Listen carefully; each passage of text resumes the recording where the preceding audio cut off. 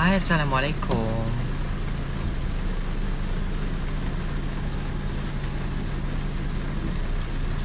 Assalamualaikum, selamat petang.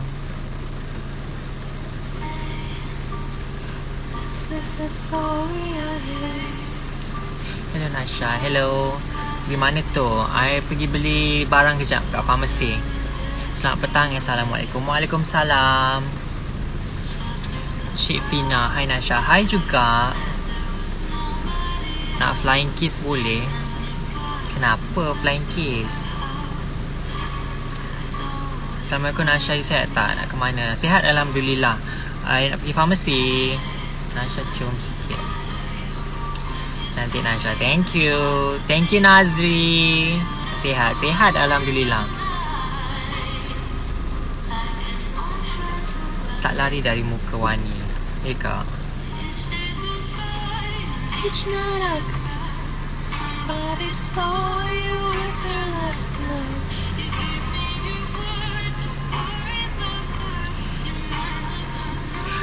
you left me first. Oh, here we are. Oh, you swore I'll never stop. So reckless with my heart. Okey lah, tutup lagu. Nanti kan kena ban. Awak dulu nak kerja, tak boleh lama-lama. Okey. Kejap tak sempat baca komen. Assalamualaikum. Waalaikumsalam Kausa. Cik Fina, hati-hati. Thank you. Zikri join. Love. Hai Nasha. Hai Syahrin. Hai Kak Nasha. Hai Zikri. Hai Zila. Cuba buat suara perempuan, pandai tak? Suara perempuan. Nasha, kuat sikit nyanyi tu. Nak dengar Nasha nyanyi. Tak boleh, kita tak boleh nyanyi. Suara kita tak sedap. Lagu ni best lah saya dengar. What's your favourite song? I suka lagu-lagu. One of my favourite artist, favourite singer lah, Amy Winehouse, Paloma Faith. Only love can hurt like this. Only love can hurt like this. Lagu Paloma Faith. Cuba dengar, sedap lagu tu. Okay. We are talking about MCO sekarang ni kan. I tengok trend untuk cases tak menunjukkan penurunan langsung. I mean like the number, the figure tu makin naik. So itu menunjukkan yang apa tu orang kata, langkah ataupun prevention yang diambil oleh pihak kerajaan especially tak berkesan. I bukan nak condemn, I'm not condemning anyone. I bukan nak condemn pihak kerajaan. Probably diorang pun dah buat usaha yang sepatutnya. Tapi you tengoklah, kalau you dah apa orang kata, dah execute dah, bukanlah orang kata apa, dah laksanakan lockdown tu for almost dah berapa lama dah, tapi kes tu tak menunjukkan trend perubahan, kes menurun. Jadi tapi you bagi vaksin, you keep on promoting. Orang dah ramai yang ambil vaksin. Those yang mana takut dengan vaksin dah ambil. Tapi still the cases tak slow down, tak menunjukkan trend data tu menurun. So I rasa kerajaan tu better do something lah. For example, kalau dia nampak kes tu berpunca daripada kilang, so then you kenalah ambil langkah yang lebih produktif untuk mengurangkan benda tu. For example, ketatkan lagi surat pelepasan daripada MITI, especially untuk kelulusan mereka untuk beroperasi. For example, kalau misal katalah you nak kata sektor ekonomi ni perlu berjalan, kalau macam tu you ketatkan lah. Kalau misal kata capacity for the workers to work, before this you buka kepada 50% contoh, you kurangkan kepada 30%, kurangkan kepada 20%, ambil tindakan yang lebih agresif dengan tutup sektor-sektor yang tak perlu. Tapi tutup tu, kalau nak tutup betul-betul. I mean like you tutup betul-betul for at least 3 minggu, 2 minggu, and everything will be back to normal. Tapi kalau you buat ala kadar, I rasa benda ni akan sentiasa berterusan dan takkan ada penghujung. Itu satu untuk bahagian trend cases setiap hari. Sebab I tengok hari ni pun makin menaik, 9,500 kalau tak salah. So maknanya lockdown yang dilakukan tu tak memberikan apa-apa kesan. Kita sebagai rakyat dah duduk rumah, tak pergi merayau, kerja pun sampai tak boleh, ada yang dah dibuang kerja sampai terpaksa meminta-minta. Jadi rakyat dah buat dia punya part. So you sebagai orang kerajaan, orang politik, lakukanlah tugas yang dah diberikan, amanah you tu. Buat apa yang patut. Setiap ahli Dewan Undangan kan, wakil rakyat kan, dia jaga kawasan masing-masing. So gunakan kuasa yang you ada tu, ambil lah inisiatif untuk you pantau kawasan-kawasan di bawah penjagaan you, tengok macam mana. Tapi benda tu sebenarnya kena holistik, kena semua ahli politik mainkan peranan masing-masing dekat kawasan masing-masing. Kau dah menang bertanding kat kawasan tu, rakyat dah undi. So laksanakanlah tugasnya. You jagalah ahli kawasan, apa orang kata, apa, daerah-daerah tempat yang you jaga. Sebab you kan ahli dewan, ahli parlimen bahagian ni. So you know, lakukan tugas tu. You dah diberi tanggungjawab, you dibayar gaji untuk buat benda tu. So lakukan yang sepatutnya lah. Sebab kita sebagai rakyat biasa ni, kita tak ada kuasa. We don't have the power. You are the one who have the power. You have been elected. You dah dipilih. Jadi rakyat dah elect you, dah memilih you. So buatlah kerja betul-betul. Itu satu dekat dalam apa pendapat I lah berkenaan dengan MCO ni. Dan itu adalah peranan kepada orang-orang politik. Dan macam lately ni I tak naklah sentuh mana-mana usahawan, tapi ada satu statement tu usahawan tu keluarkan yang rakyat ni kena berusaha, jangan mengharapkan bantuan je. Betul, statement dia tu betul. Memang rakyat janganlah mengharapkan bantuan sangat, sebab itu adalah one off kita panggil apa, one off pertolongan one off, sekali je and then dah tak dapat. Kita perlukan inisiatif ataupun pertolongan yang berterusan. Tapi in order for them, I believe rakyat yang meminta, rakyat yang mengibarkan bendera putih tu, diorang betul-betul terdesak. So you sebagai usahawan, you dah memang kaya pun, harta you tak habis 7 keturunan, apa salahnya you membantu? Tapi tak dengan statement yang you keluarkan tu ada betulnya juga. You perlukan you memberi cadangan untuk diorang start berniaga tanpa modal. Tapi sebenarnya nak berniaga ni pun walaupun tanpa modal, tapi kena ambil kira juga untuk kos dia nak keluar rumah. Dengan keadaan PKP sekarang, rakyat memang tak dibenarkan keluar rumah.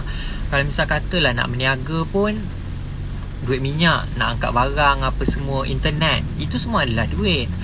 Jadi tak ada istilah apa, bagi I lah, tak ada istilah dia malas untuk tak berusaha tu. Tidak, dia meminta tu sebenarnya disebabkan dia betul-betul terdesak. And then untuk jadi dropship, you sebagai orang sebagai, kenapa filter dia jadi macam tu? Filter dia macam lari ke kejap.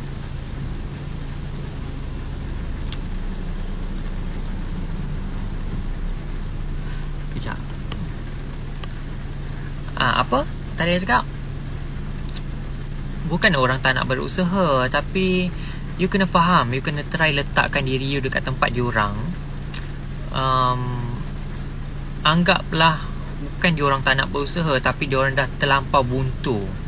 Macam ahli-ahli, bukan ahli lah, para usahawan. I rasa filter ni teruk, rosak. Kejap kita tukar filter lain. Let's try this one. Okay, tak nak lah. Okay. And then untuk usahawan pula, memanglah senang dia orang cakap buat dropship, berniaga dan sebagainya. Tapi benda tu dia sebenarnya mengenyangkan perut usahawan tau. Especially untuk stockist, agent, usahawan, dia orang dah keruk duit stockist tu. Stockist tu, duit stockist kau dah keruk, tapi sama ada stok tu habis ke tak, yang tu kau tak ambil kira. Kebanyakannya usahawan macam tu. Diorang buat sistem agents, sistem stockist, orang melabur beribu-ribu ringgit, tapi bila kau dah dapat duit, itu lantak kau lah. So bagi I macam You cuba cakap dari perspektif seorang usahawan. Memanglah kau nakkan benda tu, kau nakkan orang lebih ramai join jadi stockist, dropship kau, tapi kau tak ambil kira kesusahan diorang untuk kumpul modal tu. Apa akan jadi kalau misal kata dah melabur, bisnes tu tak jadi dari segi marketing dan sebagainya. Sebab you kena faham, dia orang yang tak ada nama. Jadi kalau you orang dah kenal, senang. Sebab you kena faham, dalam berniaga ni dia ada untung sabut timbul. Kalau untuk batu tenggelam, jadi tak boleh, there's no guarantee. You kena betul-betul usaha and then tawakal. Apa jadi kalau misal kata dia dah berusaha tapi rezeki tu bukan untuk dia? Adakah itu menunjukkan yang dia sendiri malas? So I tak berapa setuju lah berkenaan dengan statement dia tu, kata kena start dengan dropship dan sebagainya. Bukan tak boleh, tapi benda tu pun memakan, apa orang kata, perlukan duit. Untuk you top up internet, you nak post benda-benda apa, yelah, you nak promote benda-benda tu, you kena post tu perlukan data. Jadi mestilah keperluan dia antara data dan makanan, dia orang lebih perlukan makanan. Jadi bila dia orang kibarkan bendera putih tu, dia orang lebih memerlukan keperluan asas. Bukannya dia minta engkau duit, baju mahal, handbag. Dia bukan minta benda-benda macam tu. Dia minta makanan. Jadi kalau misal kata, kalau engkau sebagai orang usahawan yang dah memang kaya pun, tapi kalau engkau tak nak tolong, better kau diam. Jangan buat statement yang menyakitkan hati orang macam tu. Sebab isu-isu sensitif tau. Bila kau sentuh soal-soal pertolongan ni sensitif. Dia melibatkan air muka. Bila orang tu dah meminta pertolongan and then kau sindir pula macam tu, of course dia akan rasa malu. Dia rasa macam rasa macam menyesal pula minta pertolongan. Padahal dia memang memerlukan, dia memang sangat terdesak, you know. Jadi kau sebagai public figure yang orang kenal, jagalah tutur kata tu sebelum keluarkan apa-apa statement. Janganlah menyakitkan hati orang. I believe setiap orang kat Malaysia, bukan kat Malaysia lah, kat mana-mana kat dunia ni, nak minta pertolongan tu dia mesti ada rasa sedikit malu. Dia bukan suka-suka nak meminta. Bila dia meminta tu, maknanya dia betul-betul terdesak. Jadi I rasa tak salah kalau you bantu daripada segi keperluan asas. Macam you cakap, ada statement dikeluarkan, bukan dia keluarkan lah, ada statement yang dia repost balik, kata jangan bagi orang ikan, tapi bagi orang pancing dan ajar dia memancing. Betul, itu adalah untuk long term. Tapi you kena faham benda ni, sebab dalam keadaan situasi sekarang ni, there's no long term. Keperluan asas tu makanan. Makanan ni memang diperlukan. Kalau kau tak makan, kau akan mati. So untuk bangsa sekarang ni, kita jangan fikir yang long term dulu. Kita fikir bagi bantuan dari segi keperluan asas dulu, makanan. Tak luak pun duit kau bagi makanan kat orang. Sebab kau bukannya bantu dia dengan bagi benda-benda yang tak perlu. Contoh kau bagi dia handbag, kau bagi dia handphone, kau bagi dia, itu lain lah kalau dia minta dari segi macam tu. Tapi dia minta makanan, you boleh tak ada common sense sikit? Makanan tu adalah keperluan asas. Memang kau perlu hari-hari kena makan untuk terus survive. Jadi kalau macam kalau dia minta bantuan dari segi keperluan asas pun kau condemn, mungkin dia perlukan keperluan asas tu sebab dia nak kerja. Contohlah upah mesej rumput ke dan sebagainya, dia still perlukan makanan. Tapi kalau tak ada makanan, dia tak ada tenaga, macam mana nak bekerja? Jadi bagi I, kalau orang yang minta bantuan daripada segi kewangan ni, kita wajar tolong. Tapi kalau dia minta bantuan yang merepek-repek, minta top up, minta telefon baru, minta handbag, itu lain lah. Itu adalah keinginan, itu kehendak, bukannya keperluan. Tapi bila diminta keperluan asas ni, kau sebagai usahawan yang jutawan, banyak duit, and then kau keluar pula statement macam tu yang menyakitkan hati. I sendiri pun sebagai golongan B40 lah, yang anggap diri I B40, amat terkesan. Walaupun bukan I yang mengibarkan bendera putih tu, tapi bila I cuba letakkan tempat I dekat diorang, you know, rasa macam malu. Walaupun bukan I yang meminta, tapi I rasa macam I malu untuk diorang. Sebab bila kita meminta and then orang condemn pula, kata kita tak nak usaha. Sedangkan usaha apa yang kita dah buat tu apa, orang tak nampak. Sebab kita bukan public figure, kita orang biasa. Apa yang kita buat orang tak nampak. Tapi kau sebagai public figure, bila kau keluarkan statement macam tu, mengguris ramai pihak. Salah bantu je, betul. Kalau Indah rasa nak bantu, you bantu. Tapi kalau kau rasa kau tak nak bantu, kau diam. Ramai lagi orang-orang kaya kat luar tu yang bantu ikhlas, tak ada banyak bunyi. Nampak macam dia putih, bagi.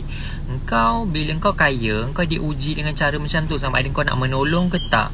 Tapi engkau bila orang dalam kesusahan pun, orang tengah dalam kesusahan, perlukan makanan, dalam kepala otak engkau still fikir produk, nak kaya, nak cari dropship, orang kena berniaga ikut aku apa semua. Berniaga lah, join produk I, under I, apa semua benda tu. Jadi bagi I tak apa orang kata, tak valid lah benda tu. Macam tak wajar, macam tak elok lah kau buat statement macam tu kan. Kau dah kaya, senang lah kau cakap. Cuba kau sebelum kau kaya dulu, kau susah sendiri pun kau meminta-minta kat orang juga. I believe masa kau susah dulu pun kau mesti ada minta pertolongan daripada orang lain. Jangan tipulah kata kau tak pernah minta tolong kat orang. Jadi bila kau dah ada kat atas tu, janganlah lupa diri. Janganlah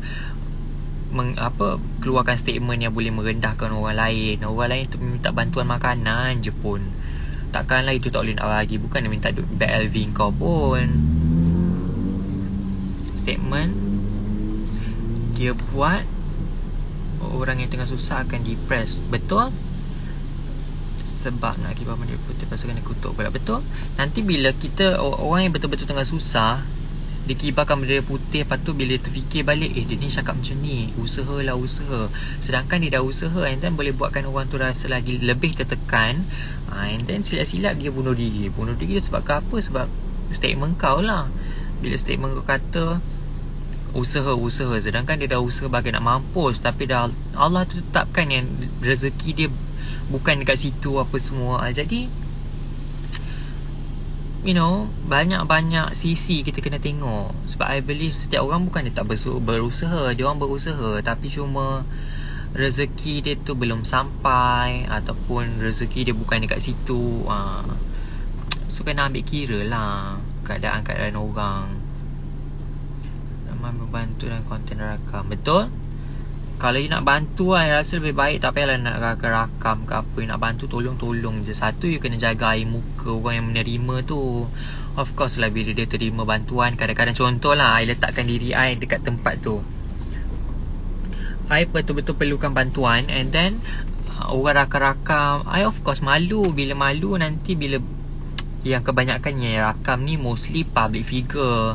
So bila benda dah jadi viral, nanti ahli keluarga, kawan-kawan yang mana tengok, nanti benda tu akan membuatkan kita rasa sedikit segan tau. Mesti nanti ada saudara mara yang cakap, apalah kau ni meminta-minta kat orang, apa memalukan keluarga je, memalukan nama baik keluarga. And then kawan-kawan yang mana nampak tu mungkin akan rasa macam kita ni jenis suka meminta. Dia banyak kesan buruk daripada kes-kes viral orang bagi pertolongan ni. At least kalau macam nak tunjuk pun, sensor lah dia punya muka. Jangan bagi tahu betul-betul dia tu siapa. So jaga air muka orang. Dia memang perlukan bantuan. Yang kau bagi bantuan tu pun bagus, tak ada masalah. Mungkin niat kau nak menggalakkan lagi ramai orang untuk menolong, tak ada masalah. Tapi air muka diorang pun jagalah. Kecil. Kita sendiri ada rasa nak tolong orang juga. Betul. Cantiknya kan Asha. Thank you Dennis. Jual produk, ada ke orang nak beli time-time COVID ni Kak Nasha? Betul. Engkau cakap, engkau sebagai seorang usahawan suruh kata berniaga. Kau kena fikir juga. Kalau dia berniaga tu barangan-barangan kehendak, bukannya keperluan. Contohnya perfume, produk kurus dan sebagainya. Orang ni dah nak mampus dah ni, tak makan. Nak kurus apa bendanya? Dah kalau tak makan memang automatik kurus lah, tinggal tulang. Yang kau pula sibuk nak promote kau punya produk ni lah, produk tu lah, produk perfume lah untuk putih lah. Ni sekarang ni dah zaman-zaman COVID ni, orang tengah susah, tak ada maknanya nak fikir pasal putih-putih ke apa. Orang fikir nak makan untuk teruskan hidup je. Itu je bantuan yang diperlukan dari segi makanan. So I rasa duit kau yang timbun-timbun tu tak rugi pun kalau kau tolong orang bagi makan. Kalau rasa tak nak bagi, diam je, tak payah cakap apa-apa. Tapi kalau kau keluarkan statement yang macam tu, yang boleh menyakitkan hati orang, yang buatkan orang lagi depressed, yang tengah susah ni, bila nak minta bantuan pun rasa macam bersalah, serba tak kena. Lama-lama semua bunuh diri. Semua bunuh diri sebab apa? Sebabkan kau lah. Kecil. Betul? Sorry, batuk pula kita. Orang tengah susah ada dignity. Betul, diorang pun ada maruah diorang juga. Diorang meminta tu kadang-kadang memang dah betul-betul terdesak. Bukannya dia suka-suka nak minta. Yang dia minta pula barang-barang beras, gula. Kau ingat dengan beras, gula tu dia nak buat apa? Bukannya kau bagi dia emas pun. Bukan dia minta emas koko yang sebesar-besar lah macam kau pakai tu. Aku pun tak faham emas sebesar-besar nak buat apa. Baik kau letak apa tu je. Apa orang panggil tu? Apa blok, emas blok tu apa? Bar, gold bar. Kau letak gold bar segedebuk kat tangan kau, bahu letak pikul. Pakai emas besar-besar macam orang lain tak ada emas, macam kau paling kaya pula. Tak faham lah. Nak kata lawa tak lawa pun kau. Kecil. Taklah, statement yang dia buatkan tu I rasa macam I kurang respect dekat dia. Topik apa ni? Topik gitu-gitu lah sis. So and then lagi satu sebab I lupa, kepada rider-rider, especially abang-abang yang kerja rider, hantar-hantar delivery makanan, kalau boleh belilah makanan kucing, makanan kucing. Contohnya macam ni, yang I memang ada dalam handbag I. You letak dalam pack macam ni, pack beli yang especially brand-brand yang bukan brand ataupun apa tu, kibbles, makanan kucing dalam bentuk kering tu, biscuit tu. Tapi jangan beli yang berwarna, beli yang warna coklat biasa, dia tak ada pewarna. You boleh dapatkan dekat you boleh beli dekat Speedmart, murah je dekat Speedmart. Simpan dalam you punya handbag, simpan dalam you punya kereta. Dekat I kat bonnet ada satu, and then dekat box motor simpan. At least you nampak stray cat, mana-mana kucing jalanan, anjing ke apa, bagi dia makan. Sebab dia orang pun turut terjejas juga. PKP ni, you bayangkan PKP ni kedai makan tak boleh nak buka. Kedai makan buka, tapi orang tak boleh nak dine in. Bila orang tak boleh nak dine in, sisa-sisa makanan kurang. Kenapa fill up bateri kita dah low, tinggal 10%. Sisa makanan tak ada sebab orang, customer tak boleh nak walk in makan. Jadi bila sisa makanan tak ada, dia orang kucing-kucing ni, dia mengharapkan sisa makanan je daripada restoran-restoran. Jadi bila restoran tak boleh nak buka, restoran tak boleh nak dine in, sisa-sisa makanan tak ada. Jadi kucing-kucing, anjing jalanan ni pun diorang terkesan tau, diorang tak ada makanan. So you boleh beli apa orang kata, packaging yang kecil macam ni, sealable, boleh seal. Belilah dekat DIY ke apa, kat Shopee je sekarang kan. You order kat Shopee, letaklah makanan kucing, and then dah habis you refill. Kalau macam satu pack ni, I boleh bagi makan 2-3 kucing, 2-3 ekor kucing, kalau isi penuh-penuh. And then simpan je dekat dalam bonnet kereta ke apa. Dah habis you refill, dah habis you refill. Bagi makan dekat kucing-kucing jalanan. Sebab diorang pun kesian, diorang tak ada makanan. Diorang pun terjejas untuk stray cat, stray dog. Beli makanan kucing je. Sebab makanan kucing, anjing pun boleh makan. So itulah antara isu, bukan isu lah, benda yang I nak share lah. Sebab nak buat live, nak buat live busy. So I punya bateri pun dah low, I pun perlu bergerak. Nanti kita live balik malam nanti boleh tak? Malam nanti sebab punya bateri dah memang dah low dah, dua kali dah. Tadi 20% ni 10%, kejap lagi dia mati sendiri. So kita jumpa malam nanti, kita borak-borak lagi. Korang jangan lupa take care, stay safe. Jangan lupa bagi makan dekat kucing-kucing dan anjing jalanan. Jaga diri baik-baik. Kita jumpa malam nanti insyaAllah. Bye. Assalamualaikum. Assalamualaikum. Bye.